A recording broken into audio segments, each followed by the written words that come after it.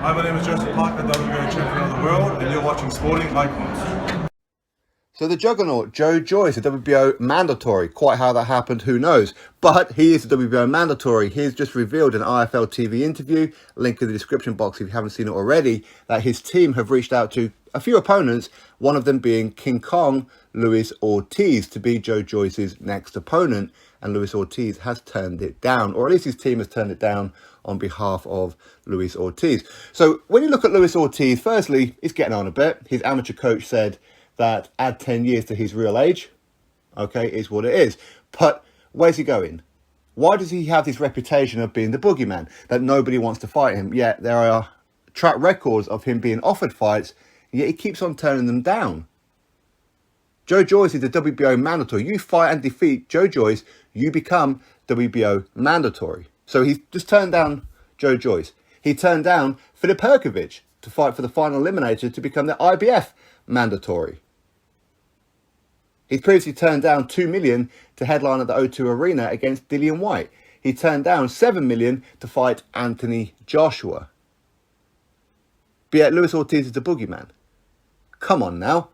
I know people say, well, his resume is poor of notable wins because nobody wants to fight him. There are plenty of people who want to fight him, but he keeps turning them down.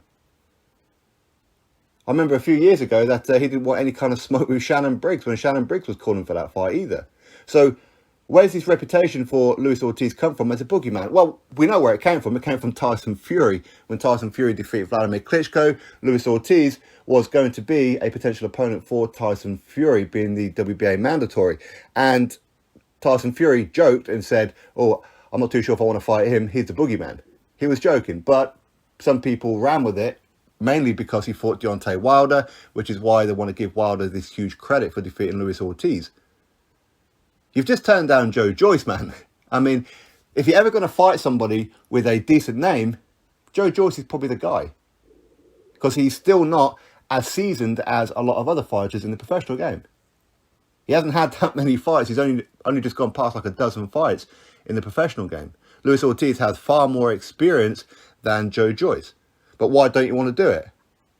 Because he doesn't want to fight anybody. Because he's under the control of the PBC. But again, when you look at the PBC landscape, who is it that Luis Ortiz could possibly fight? You could say, well, maybe he could fight Andy Ruiz Jr.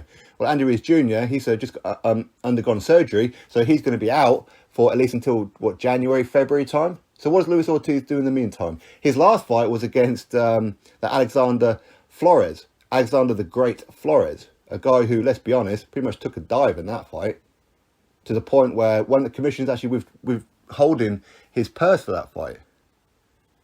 What happened since? Who knows? But these are the kind of guys that Luis Ortiz likes to fight. He likes to fight these nobodies, these journeymen, gatekeepers at best. But when he gets offered a real fight, he's not interested.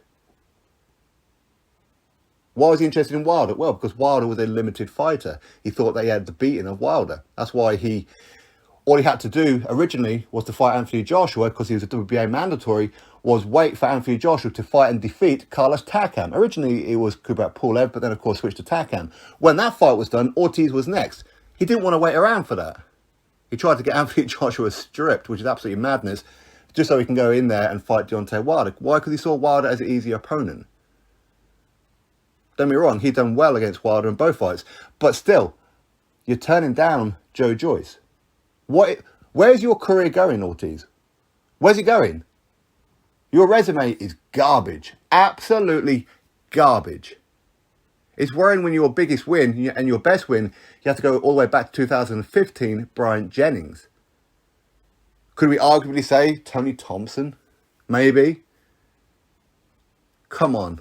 Ortiz, what's the matter with you? Why are you turning down Joe Joyce? Why are you turning down Filip Hrgović? Why do you turn down Dillian Whyte? Why do you turn down Anthony Joshua?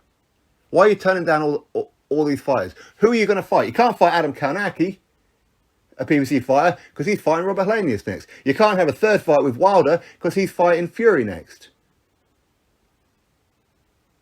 I mean, is he going to be fighting Charles Martin next? Is that his only other option? Maybe a Chris Arreola? Who's managing this guy? Jay Jimenez, what are you doing with his career? He's too old to be cherry picking, to be saying and turning down fights. He's too old for that now. He needs his last roll of the dice. Joe Joyce was a roll of the dice. Filip Hrgović was a roll of the dice. Joshua certainly was, right? Anyway, what can he do? What can he do? I don't hear nobody ever, ever, ever mention Luis Ortiz, the boogeyman, again. He ain't no boogeyman. I know people want to say how Dillian Whyte turned down Ortiz. No, he didn't. It was for a secondary mandatory, okay? It was a non-given fight. And Dillian Whyte went and fought a better opponent in Joseph Parker. So where's Ortiz going? He ain't going anywhere, is he? He ain't going anywhere. No more talk about Ortiz being the boogeyman, please. Sick to death of him, to be honest with you. Drop your thoughts below, click thumbs up, subscribe. Catch you on the next video.